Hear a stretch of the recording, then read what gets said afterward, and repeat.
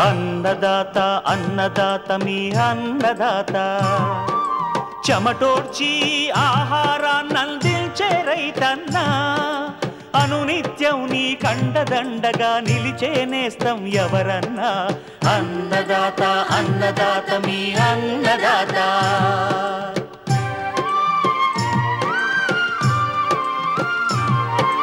నూతన రీతుల సాగుబడికి నూరింతలు పెరిగే దిగుబడికి సూచనలిచ్చే సస్య రక్షణకు పశు పోషణకి శాస్త్ర విజ్ఞానం అందించి ముందుకు నడిపే తెలుగు రైతు భారతదేశానికి మకుటం అయ్యేలా తీర్చిదిద్దే ఆశయంతో మిమ్ము మేలు కొలిపేది అన్నదాత అన్నదాత అన్నదాత మీ అన్నదాత అన్నదాత అన్నదాత మీ అన్నదాత. అన్నదాత ప్రేక్షకులకు నమస్కారం. ఈనాటి ముఖ్యాంశాలు: పంటలలో పక్షుల బెడద అరికట్టే మార్గాలు, వేసవిలో షేడ్ నెట్లో నారు పెంపకం మెలకువలు, ఇంకా జై కిసాన్ వ్యవసాయ సమాచారం.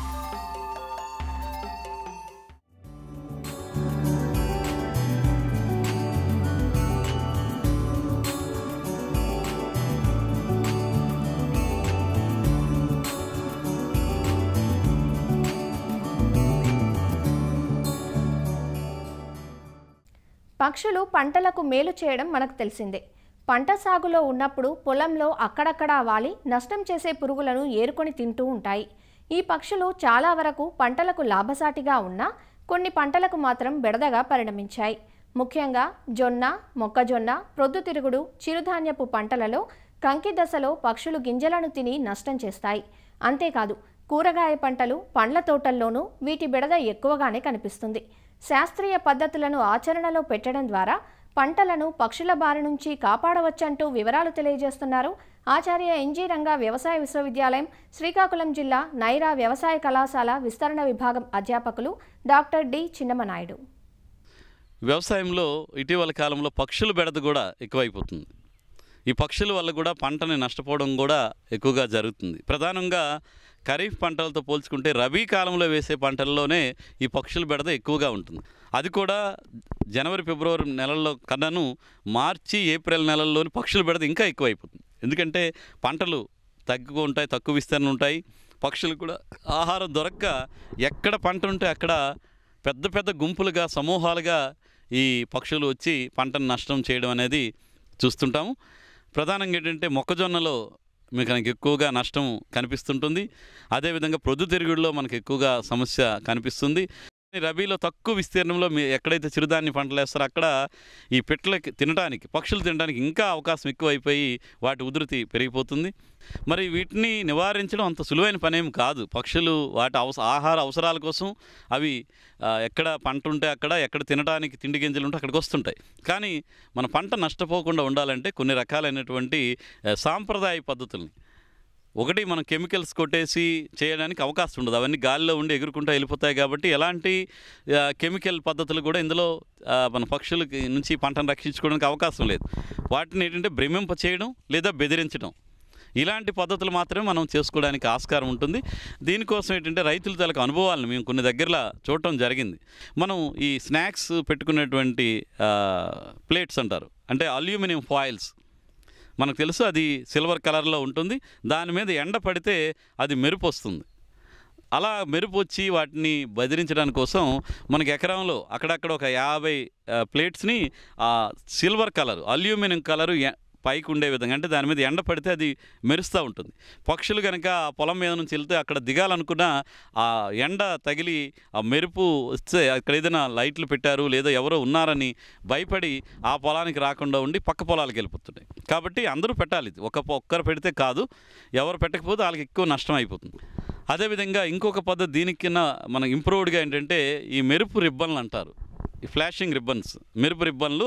వాటిని పొలం మీద మనం క్రాస్గా కట్టుకోవాలి. అవి ఇలా కదులుతున్నప్పుడు ఎప్పుడైతే సిల్వర్ కలరు, తెల్ల కలర్ పైన వస్తుందో అక్కడ సూర్యరశ్మి పడిందంటే అక్కడ మెరుపు వస్తుంది. కాబట్టి గాలికి ఆ పైన కట్టినటువంటి మెరుపు రిబ్బన్లు కదులుతూ ఉంటే సూర్యరశ్మి పడుతున్నప్పుడు పక్షులు ఆ పొలం ఎదురాడానికి భయపడతాయి. కాబట్టి మెరుపు రిబ్బన్లు ఇప్పుడు దొరుకుతున్నాయి. ఒక ఎకరానికి 500 నుంచి 700 వరకు ఖర్చు అవుతుంది. కాకపోతే అవి ఒకసారి పెట్టుకున్న తర్వాత మళ్ళీ పంట అయిపోయిన తర్వాత కలెక్ట్ చేసుకొని కూడా ఇలా దాచుకొని వాడుకోవచ్చు.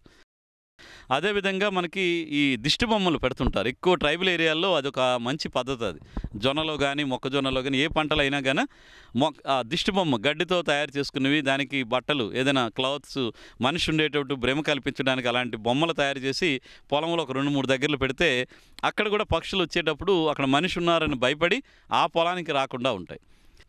అవి కూడా పక్షులు ఎలాంటి సమయంలో అంటే పంట వేసిన దగ్గర నుంచి సమస్య ఉండదు. మొక్కజొన్న అయితే కనుక పచ్చికండి ఉండేటప్పుడే మొక్కజొన్నలో ఎక్కువగా ఉంటుంటాయి. అదేవిధంగా ఇతర పంటల్లో కూడా గ్రెయిన్ ఎప్పుడైతే ఫామ్ అవుతుందో మిల్కీ పాలు పోసుకునే దశ నుంచి గింజ గట్టిపడే దశలోనే ఎక్కువగా ఈ పక్షులు బెడదుంటుంది. అదేవిధంగా మనం చూసుకుంటే కొన్ని రకాల సాంప్రదాయ పద్ధతులు ఈ గిలకలు మనం సౌండ్ చేసేటువంటి గిలకలు కూడా చాలామంది ఏర్పాటు చేస్తారు. ఫ్యాన్స్ లాంటి ఉంటాయి, లోపలేమో ఐరన్ ఫ్యాన్లా తయారు చేసి దానికి లోపల రాళ్ళు పెడుతుంది. అది తిరుగుతూ ఉంటే సౌండ్ వస్తుంటుంది. ఆ సౌండ్కి కూడా కొంతవరకు పక్షులు భయపడి కొంతవరకు వెళ్ళిపోతున్నాయి. అదేవిధంగా ఏవైతే ఖాళీ బీర్ బాటిల్ని పొలంలో ఒక చిన్న ఎత్తులో 2 కర్రల మధ్యలో బీర్ బాటిల్ని వేలాడదీసి దానికి తగిలే విధంగా ఐరన్ మేకుల్ని పెడుతున్నారు. అలాగే దాని కింద ఒక అట్ట ముక్కను పెడతారు. ఏదైతే ఐరన్ ఊచ కడతారో మేకు కానీ కట్టి దాని కిందన ఈ చిన్న పల్చడి అట్టముక్కను కడినప్పుడు గాలి వేగానికి ఎప్పుడైతే ఈ మేకు కదులుతూ ఉంటుందో దారానికి కట్టింది అది మళ్ళీ బీర్ సీసాలు తగిలి అదొక రకమైన శబ్దం చేస్తుంటుంది. అదేవిధంగా కూలీలను పెట్టి ఎప్పుడైతే పక్షులు బెడద పంట తాలూకా గింజ పాలు పోసుకునే దశ నుంచి గట్టిపడే దశ సుమారు ప్రతి పంటలో కూడా ఈ దశ ఒక నెల రోజుల నుంచి 45 రోజులు ఉంటుంది. ఈ సమయంలో వీలైతే అక్కడ కూలీలను పెట్టి డ్రమ్స్ అయినా డప్పులు కానీ డబ్బాలు కానీ పెద్దగా సౌండ్లు చేస్తూ వెళ్ళాలి. ప్రత్యేకంగా పక్షులు మార్నింగ్ 5 నుంచి 6:30 వరకు ఎక్కువగా పొలానికి రావడం జరుగుతూ ఉంటుంది. అదేవిధంగా సాయంత్రం 4 నుంచి 5:30 వరకు ఎక్కువగా పొలాలు అంటే అవి మేతకు వెళ్ళే సమయంలో కనుక మనకు పంట కనుక దొరికిందంటే ఆ పంటలు ఎక్కువగా అవి వచ్చి నష్టం కలుగజేస్తుంటాయి. కాబట్టి తెల్లవారుజామున సాయంత్రాన్న ఈ పక్షుల్ని భయపెట్టడానికి ఈ శబ్దాలు చేసే విధంగా మనం రైతులు చేసుకుంటే ఆ విధంగా కూడా పక్షులు బెదిరిపోవడం అనేది జరుగుతుంటుంది. అదేవిధంగా మనం ఈ ఎకోస్టిక్స్ అంటే సౌండ్ చేసేటువంటి రికార్డింగ్స్ కూడా మనం పొలంలో అక్కడక్కడ పెట్టి శబ్దాలు పెద్దగా అంటే ఒక అరగంటకు ఒకసారి సౌండ్ వచ్చే విధంగా బ్యాటరీ సిస్టంతో మనకి ఈ సౌండ్ సిస్టమ్ పవర్తో నడిచేటువంటి వాటిని కూడా పెట్టుకోవడం వల్ల కూడా చాలా వరకు ఈ పక్షులు బెదిరిపోయి ఆ పొలాలకి రాకుండా ఉంటాయి. కాబట్టి జాగ్రత్త తీసుకోవాలి. అదేవిధంగా ఇంకొంచెం తక్కువ ఖర్చుతో కూరుకున్నటువంటి పనులు ఏంటంటే ఈ పొలం చుట్టూతో కూడా తెల్లటి పాలిథిన్ కవర్స్ మనకి సింగిల్ యూజ్ పాలిథిన్ కవర్స్ని పొలంలో గట్ల చుట్టూ కూడా వెదురు కర్రల్ని పాతేసి పంట కన్నా 1 మీటర్ ఎత్తు ఉండేటంగా ఈ పాలిథిన్ కవర్స్ కనుక ప్రతి 10 మీటర్లకు ఒక దగ్గర కనుక కడితే అవి గాలి వేసేటప్పుడు అవి కదులుతుంటాయి, సౌండ్ కూడా వస్తుంటుంది, బరబరబరమని సౌండ్ వస్తుంది. ఇవి పక్షులు చూసి ఇక్కడ ఏదైనా ఆపద ఉంది లేకపోతే ఏదైనా ఇబ్బంది కలుగుతుందని సౌండ్కి భయపడిపోతాయి, చాలా వరకు పక్షులు రాకుండా ఉంటాయి. అదేవిధంగా ఈ సీడీలు మనకి ఇప్పుడు ఎక్కువగా ఈ కంప్యూటర్స్ వాడే వాళ్ళు సీడీలు వాడుతుంటారు. కొంత సమయం అయిన తర్వాత సీడీలు పాడైపోతాయి. మీరు సీడీలు కనుక గమనిస్తే ఒకవైపు పేర్లు రాసి ఉంటాయి, ఇంకొక వైపు ట్రాకింగ్ లాగా ఉండి తెల్లటిది అల్యూమినియం కోటింగ్ లాగా ఉంటుంది.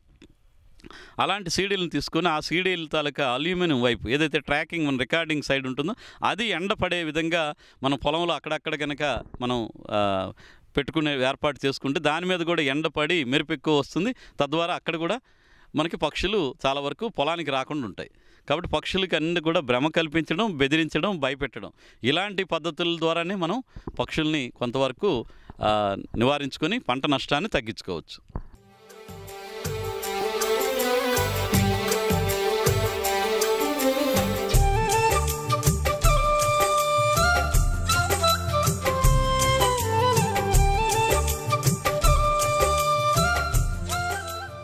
అన్ని కాలాల్లోనూ అన్ని సమయాల్లోనూ రైతుకు ఆదాయాన్నిచ్చే పంటలు కూరగాయలు.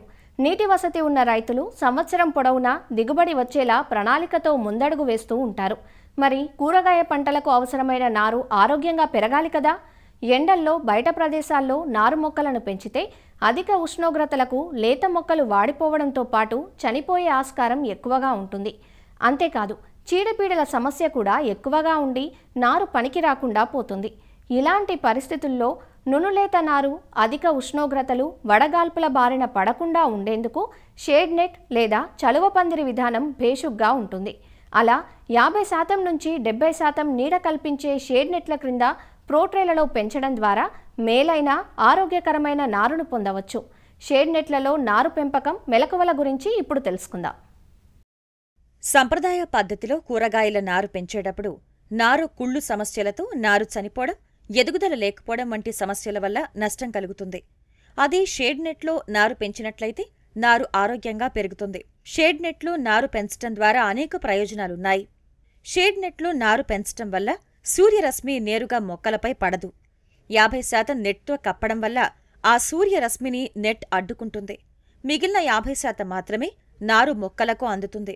కాబట్టి నేల నుంచి మొక్కల నుంచి ఆవిరయ్యే నీటి శాతం తగ్గుతుంది. షేడ్ నెట్లో పెరిగే నారుకు చీడపీడలు, రసం పీల్చు పురుగుల బెడద అంతగా ఉండదు. షేడ్ నెట్లో నారును 2 విధాలుగా పెంచొచ్చు. ఒకటి ఎత్తు మడులపైన, రెండోది ప్రోట్రేలలో పెంచే విధానం. భూమిపై పెంచే నారు కన్నా ప్రోట్రేలలో నారును పెంచినప్పుడు భూమి ద్వారా ఆశించే శిలీంద్రపు బూజు తెగుళ్లు ఆశించే అవకాశం ఉండదు. ఒక గుంతలో ఒక విత్తనం మాత్రమే నాటుతాం కనుక వేసిన ప్రతి విత్తనం మొలకెత్తుతుంది. వేరు వ్యవస్థ బాగా అభివృద్ధి చెంది నారు బలంగా పెరుగుతుంది. ప్రోట్రేలలో విత్తనాన్ని విత్తే ముందు అందులో బాగా చివికిన పశువుల ఎరువు లేదా వర్మీ కంపోస్టును, కోకోపీట్ను వాడతారు. ఇవి తేమను నిల్వ చేసి విత్తనం మొలకెత్తటానికి ఉపయోగపడుతుంది.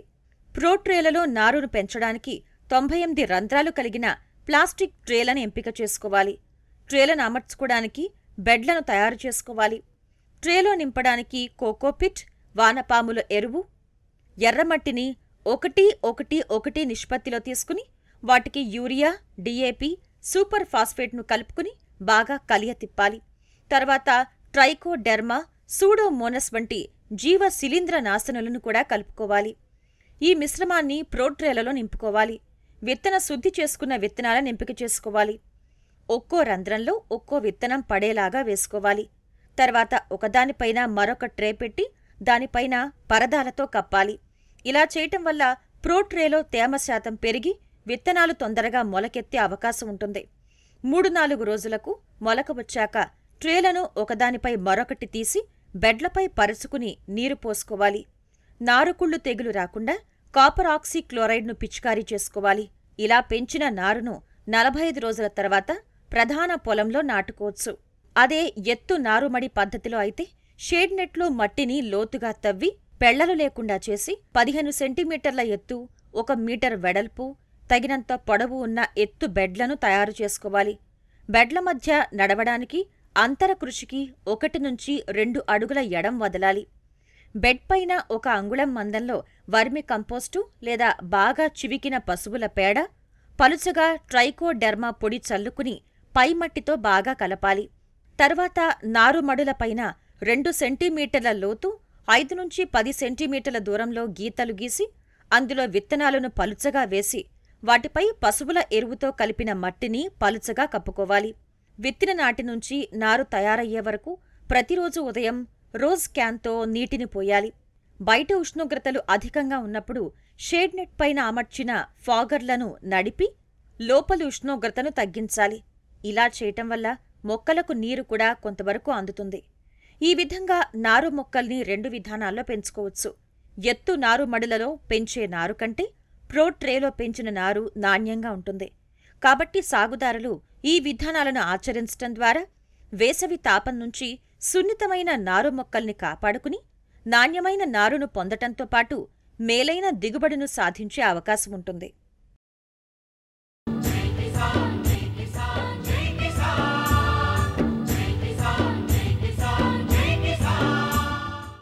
రబీకి అనుకూలమైన నూనె గింజల పంట కుసుమ. నీరు తక్కువగా ఉన్న ప్రాంతాల్లో, నల్లరేగడి భూముల్లో, ముఖ్యంగా అడవి జంతువుల బెడద ఉన్న ప్రాంతాల్లో రైతులు కొద్దిపాటి విస్తీర్ణంలో ఈ పంటను సాగు చేస్తున్నారు. రంగారెడ్డి, మహబూబ్నగర్ జిల్లాల్లో ఈ పంట సాగు కనిపిస్తుంది. కుసుమ పువ్వుల రేకుల నుంచి రంగులను, గింజల నుంచి నూనెను తీస్తారు. కొలెస్ట్రాల్ తగ్గించే అసంతృప్త కొవ్వు పదార్థాలుండే కుసుమ నూనె ఆరోగ్యానికి మంచిదని వైద్యులు చెబుతున్నారు. కరీంనగర్ జిల్లా తిమ్మాపూర్ గ్రామంలో జై కిసాన్ సేవా స్ఫూర్తి ఫౌండేషన్ ఆధ్వర్యంలో కుసుమ పంటను నూనె కోసం సాగు చేస్తున్నారు. కుసుమ పంట సాగు తెలుగు రాష్ట్రాల్లో తక్కువనే చెప్పాలి. రంగారెడ్డి, వికారాబాద్ జిల్లాల్లో మాత్రం రబీ పంటగా కొద్దిపాటి విస్తీర్ణంలో కనిపిస్తుంది. ముళ్ళు ఉంటాయి కాబట్టి వన్యప్రాణుల నష్టం అధికంగా ఉండే ప్రాంతాల్లో పంట చేల చుట్టూ రక్షణ కోసం వేసుకుంటూ ఉంటారు. అయితే ప్రస్తుతం కరీంనగర్ జిల్లాలో తొలిసారిగా కుసుమ సాగును ప్రయోగాత్మకంగా చేపట్టారు. గతేడాది జై కిసాన్ సేవా స్ఫూర్తి ఫౌండేషన్ వారి సహాయ సహకారాలతో గన్నేరువరం మండలానికి చెందిన మహిళా రైతు అనూష సాగు చేసి గింజలుగా కాకుండా నూనె తీసి విక్రయాలు చేపట్టారు. ఈ పైరును చూసి స్ఫూర్తి పొంది ఈసారి యాసంగిలో ఎకరంన్నర విస్తీర్ణంలో సాగు చేశారు తిమ్మాపురం మండలం లక్ష్మీదేవిపల్లికి చెందిన రైతు రవీందర్ రెడ్డి.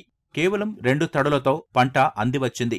ఎకరాకు 16,000 ఖర్చుతో పంట పూర్తయిందని, కుసుమ నూనెకు ఆరోగ్య ప్రయోజనాలు అధికంగా ఉండడంతో సొంత వాడకం కోసం ఈ పంటను ప్రయోగాత్మకంగా సాగు చేసినట్లు రైతు చెబుతున్నాడు. ఇక్కడి రైతులతో మా ప్రతినిధి ముఖాముఖి ఇప్పుడు చూద్దాం. కరీంనగర్ జిల్లాలో ఈ అనూష అనే రైతు కుసుమ పంట వేశారు. అయితే ఆ పంటలో ఆమెకున్న లాభాలేంటి, ఎలాంటి అనుభవం ఉంది, ఒకసారి అడిగి తెలుసుకునే ప్రయత్నం చేద్దాం. అనూష గారు, మీరు ఈ కుసుమ పంట వేశారు కదా, ఎలా వేశారు, ఎందుకు వేశారు? ఉన్న పంటలకి డిఫరెంట్గా ఏమైనా కల్టివేట్ చేయాలని ఆలోచించి మనం బేసిక్గా ఎవ్రీడే ఖచ్చితంగా కుకింగ్ చేసుకుంటాం. కుకింగ్లో మెయిన్ ఆయిల్ కాబట్టి ఆయిల్లో ఏదైనా వేద్దామని చెప్పేసి కుసుమ గురించి ఎంక్వైరీ చేస్తే జీరో కొలెస్ట్రాల్ ఆయిల్ అని చెప్పేసి తెలిసినాక మనం కొనుక్కునే కన్నా మనమే వండించి మనమే ఎక్స్టెన్షన్ చేసుకొని మనమే ఆయిల్ వాడుకుంటే బెనిఫిట్ ఉంటుంది అని చెప్పేసి ఒక 1 ఎకరాలో ఫస్ట్ ట్రై చేసాము. ఫస్ట్ యాక్చువల్లీ మేము సీడ్ రకంగానే సేల్ చేసాం. సీడ్ రకంగా సేల్ చేసే కన్నా సీడ్ని ఎక్స్టెండ్ చేసి ఆయిల్ తీసి ఆయిల్ సేల్ చేస్తే ఎక్కువ బెనిఫిట్ వస్తుంది రైతులకి. 1 ఎకరం వేయడానికి ఎంత ఖర్చు అయింది? మీరు యాజమాన్య పద్ధతులు ఏంటి? మనకి 1 ఎకరం సీడ్ వేసుకోవడానికి 4 కిలోల సీడ్ పడుతుంది. 120 డేస్ పంట అయిపోయేసరికి మనకు 7,000 ఖర్చు వస్తుంది. మనకు ఎకరానికి 7 క్వింటాలు వచ్చినా కూడా మనము ఆ సీడ్ అమ్ముకుంటే 100 రూపీస్ కేజీ 7,000 వస్తుంది. కానీ అదే సీడ్ని ఎక్స్టెన్షన్ చేస్తే మనకి 1 క్వింటాల్కి 15 లీటర్ల ఆయిల్ వస్తుంది. మనకు 300 నుంచి 400 వరకు ఆయిల్ అమ్ముకోవచ్చు. అలా అమ్ముకుంటే దగ్గర 15,000 వరకు మిగులుతాయి. సీడ్ కన్నా ఆయిల్ తీసి అమ్ముకుంటే 15,000 లాభం వస్తుంది. ఈ పంట వేసే ఉన్న సాధక బాధకాలు ఏంటి? ఈ పంటలో అయితే ప్రాబ్లమ్స్ ఉన్నాయి. ఒకటి ఏరుకుళ్ళు వ్యాధి వస్తుంది. 2 రకాల పురుగులు మాత్రమే వస్తాయి. ఒకటి పేనుబంక ఒకటి వస్తుంది, ఒకటి పచ్చ పురుగు ఒకటి వస్తుంది. వాటర్ అనేది మనం ఇది కంప్లీట్ చలికాలంలో పెడతాం కాబట్టి మనం ఫస్ట్ సీడ్ పెట్టినాక వాటర్ ఇస్తాము. దాని తర్వాత 35 డేస్కి 45 డేస్కి మనకు ఒకవేళ వాటర్ అవైలబిలిటీ, బ్లాక్ సాయిల్ అయితే వాటర్ అవసరం లేదు. ఒకవేళ ఉంటే ఒక తడి ఇస్తే దిగుబడి కొంచెం పెరిగే అవకాశం ఉంటుంది. లేదు రెడ్ సాయిల్ అంటే ఖచ్చితంగా బాగా డ్రై అయితే ఒక వన్ టైం కానీ 2 టైమ్స్ కానీ వాటర్ ఇవ్వాలి. మంచు పడ్డ ఆ మంచుతోనే వాటర్ తీసుకొని చెట్టు గ్రోన్ అప్ అవుతుంది. కోతుల బెడద కానీ పందుల బెడద కానీ ఏది ఉండదు. ఇది వెనకట కాలంలో పూర్వకాలంలో రైతులు ఏం చేసేదంటే పంటకి కంచెలాగా యూజ్ చేసేది. ఇది కంప్లీట్గా ముళ్ళ పంట. దీని నుంచి ఇన్కమ్ వస్తుంది, ప్లస్ సేఫ్టీ ఉంటుంది పంటకి. కుసుమ పంట వేస్తా అనేది లాస్ అయితే ఉండదు, బట్ లాభము వేరే పంట కన్నా అంత వస్తుందని అయితే చెప్పలేము. కాకపోతే ఆయిల్ అనేది చాలా వాల్యుబుల్. మనకు జీరో కొలెస్ట్రాల్ ఆయిల్ ఒక 100 మంది రైతులు కలిసి సపరేట్ కుసుమ పంట సాగు చేసి ఒక ఆయిల్ మిల్ పెట్టుకొని చేసుకుంటే ఆ ఏరియా రైతులు హెల్త్ ఇష్యూస్ రాకుండా మాత్రం ఉండొచ్చు. ఉమ్మడి కరీంనగర్ జిల్లాలో ఈ కుసుమ పంట అనేది కొత్త పంట. అయితే ఈ పంట వేసే వారికి ఈ స్వచ్ఛంద సంస్థ ఎలాంటి సహాయం అందిస్తుంది? మేనేజర్ రత్నాకర్ ఉన్నారు, ఒకసారి అడిగి తెలుసుకునే ప్రయత్నం చేద్దాం. ఈ కుసుమ పంట వేసుకునే రైతులకు మీకు ఎలాంటి సహాయం చేస్తారు? దైనందిక జీవితంలో మనకు నూనె అనేది వంటల్లో ప్రధానమైంది. దాన్ని మనం అనుకున్నంత ప్రొడక్షన్ లేకపోవడం వల్ల మనం విదేశాల మీద ఆధారపడి దిగుమతి చేసుకోవడం జరుగుతుంది. కాబట్టి కేంద్ర రాష్ట్ర ప్రభుత్వాలు మనకు గత కొన్ని సంవత్సరాల నుండి నూనె గింజల సాగు ప్రోత్సహించడంలో భాగంగా మేము భారతీయ నూనె గింజల పరిశోధన స్థానంతో కలిసి వర్క్ చేయడం జరుగుతుంది. అందులో ముఖ్యంగా తక్కువ పెట్టుబడితో తక్కువ కాలంలో మన చేతికి వచ్చే పంటను ప్రోత్సహించడంలో భాగంగా కరీంనగర్ జిల్లాలో అభ్యుదయ రైతులకు కొంతమందికి విత్తనం ఇచ్చి ఈ పంట సాగు చేయడం జరుగుతుంది. ఈ పంట కాలం వచ్చి మనకు 135 నుండి 140 రోజులు. ఈ పంట రకం వచ్చి ISF 764 అనే రకము. ఉన్న కుసుమ రకాల్లో చూసుకున్నట్టయితే ఇది అధికంగా దిగుబడి వచ్చే రకము. దీంట్లో నష్టాలు అంటే చాలా తక్కువ మిగతా పంటలతో పోల్చుకుంటే. ఈ పంట ముళ్ళ వ్యాధికి సంబంధించిన పంట కాబట్టి వీటికి కోతులు కానీ పందులు కానీ ఎటువంటి సమస్య ఏమి ఉండదు. పంట గింజలు అమ్మడం కాకుండా ఈ ఆయిల్ తరహాలో అమ్మాలంటే మీరు చేసే సహాయం ఏంటి? గింజలు కాకుండా నూనె అనేది అమ్మడం ద్వారానే రైతుకు కొంచెం అధికంగా లాభం జరుగుతుంది. ముఖ్యంగా చూసుకున్నట్టయితే ఇది మనకు నల్లరేగడి భూములు, తర్వాత ఎర్రరేగడి భూముల్లో దీన్ని సాగు చేసుకోవడానికి అవకాశం ఉంది. ఈ సాగు విధానం చూసుకున్నట్టయితే మనకు సాలుకు మధ్య 40 సెంటీమీటర్లు, మొక్కకు మధ్య 20 సెంటీమీటర్లు పెట్టి సాగు చేసుకోవాలి. ముఖ్యంగా ఈ నూనె గింజల పంట కాబట్టి దీనికి సింగిల్ సూపర్ ఫాస్ఫేట్ అనేది భూమిలో వేసుకున్నట్టయితే మనకు నూనె శాతం పెరిగే అవకాశం ఉంటుంది. నూనె గింజ పంట వేయాలని మీరు ఎందుకు ప్రోత్సహిస్తున్నారు?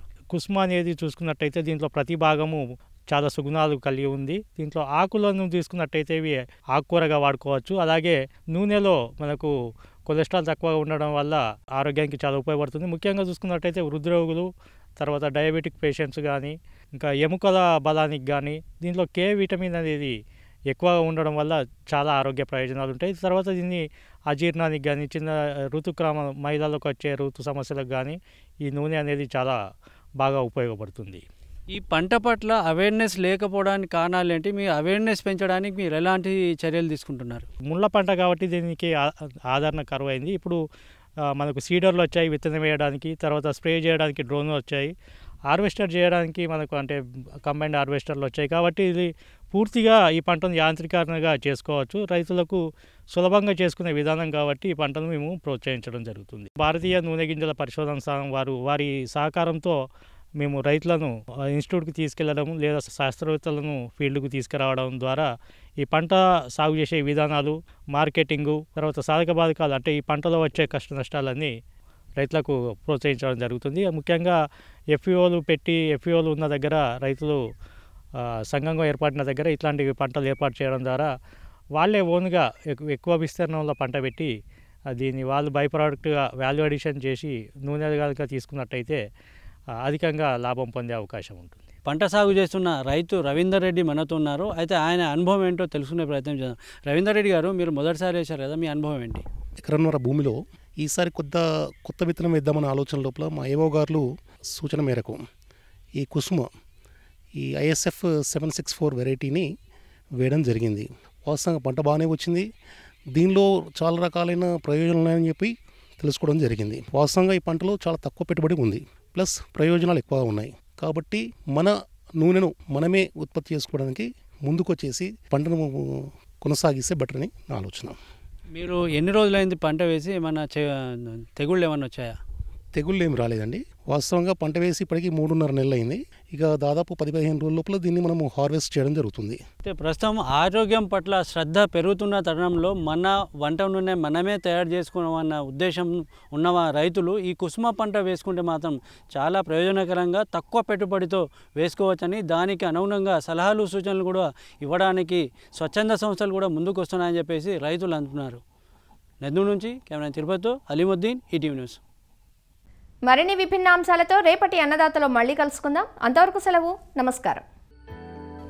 అన్నదాతలు తమ సందేహాలు, సమస్యలను 1800-425-4085 టోల్ ఫ్రీ నెంబర్లో ఉదయం 10 గంటల నుంచి 11 గంటల మధ్య పని దినాల్లో సంప్రదించగలరు.